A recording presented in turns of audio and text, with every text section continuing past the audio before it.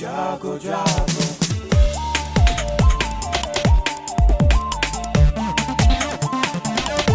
Radio जागो जागो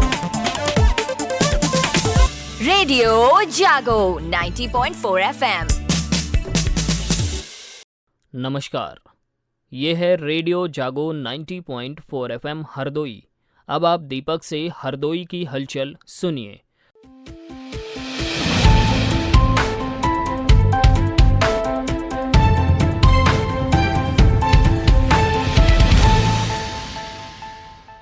प्रधानमंत्री नरेंद्र मोदी ने बौद्ध धर्मगुरु दलाई लामा से फोन पर बात की और उन्होंने उन्हें जन्मदिन की शुभकामनाएं दी। प्रदेश सरकार की ओर से हरदोई सहित 15 जनपदों में आवासीय राजकीय संस्कृत विद्यालय खोले जाएंगे। हरदोई के साथ वाराणसी, रायबरेली, सहारनपुर, मुजफ्फरनगर, शामली, जालौन, अमेठी, मुरादाबाद, एटा, गोरखपुर, प्रयागराज, चित्रकूट, मथुरा सहित कुल 15 नए आवासीय राजकीय संस्कृत विद्यालय खोले जाएंगे।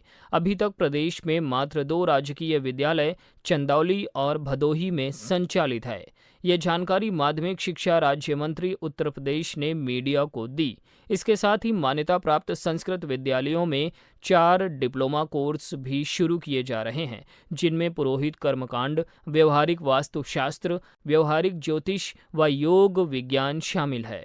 यह पाठ्यक्रम मान्यता प्राप्त विद्यालयों में सेल्फ फाइनेंस मोड पर चलेगा। आइए सुनते हैं महेश मिश्र की रिपोर्ट। रेडियो जागो 90.4 एफएम से मैं महेश मिश्र। संस्कृत भारत की आदि भाषा है और भारतीय संस्कृत की पहचान भी है। प्रदेश सरकार संस्कृत के विकास के लिए प्रदेश के जिन 15 जनपदों में राजकीय संस्कृत विद्यालय खोलेगी, उनमें हरदोई जनपद का भी चयन किया गया है। संस्कृत विद्यालय खुलने और संस्कृत के महत्व के बारे में मैंने शहर के संस्कृत आचार्यों एवं पुरोहितों से बात की। हमारे बीच में सकाहा संस्कृत महाविद्यालय के पूर्व प्राचार्य आचार्य शिवशरण सिंह चौहान जी हैं। हम उनसे जानते हैं संस्कृत का महत्व और यहाँ पर विद्यालय खुलेगा, उसके क्या लाभ मिलेंगे, इस बारे में उनसे जानना चाहते हैं। भारतस्य प्रतिष्ठते संस्कृतम संस्कृतिस्तथा। भारत की प्रतिष्ठा संस्कृत से है और संस्कृत से ही भारतीय संस्कृति निकलती है। ये कोई भी देश अपनी संस्कृति और सभ्यता का जब तक अनुपालन नहीं करेगा तब तक वो पूर्ण विकसित नहीं हो पाएगा। मुझे ये जानकर बड़ी प्रसन्नता हुई कि हरदोई को इसमें चुना गया है और इससे हरदोई की जो जनता है उसको एक लाभ होगा और हमारी जो संस्कृति और सभ्यता है उससे परिचय होगा और जब ये परिचय होगा तो हमारे समाज का, हमारे देश का जो है वो कल्याण होगा। हमारे बीच में हैं सखौली से जुड़े हुए पत्रकार हैं, कवि हैं और ज्योतिष कर्मकांड इत्यादि के आचार्य भी हैं, सुधीर अवस्थी जी।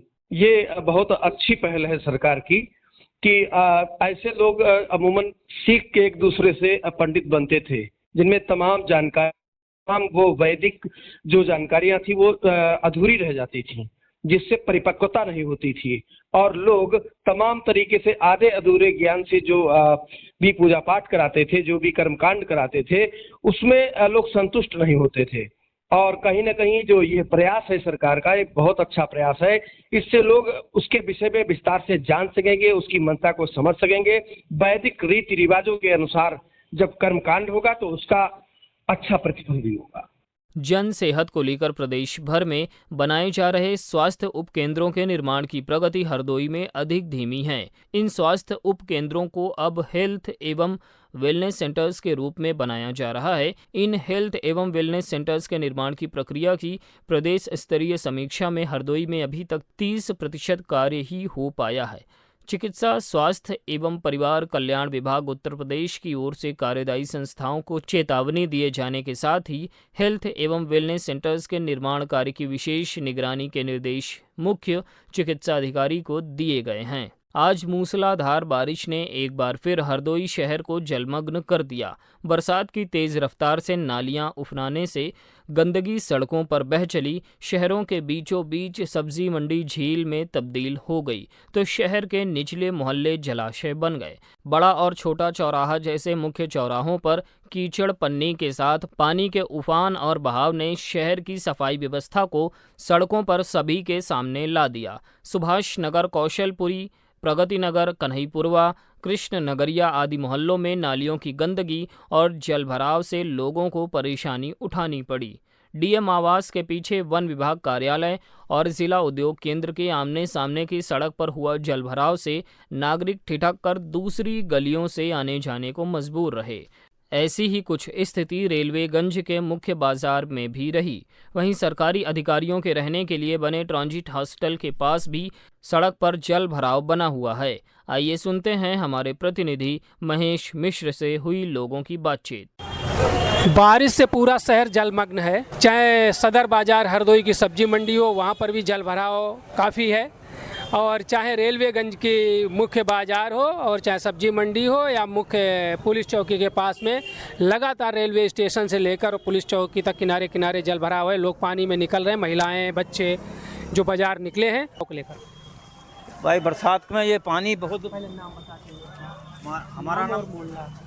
हमारा नाम लक्ष्मी नारायण गुप्ता है, रेलवेगंज के रहने वाले हैं। और यहाँ पर पानी थोड़ा भी पानी भरता है और पूरी मार्केट समझ लो नाली से लबालब है।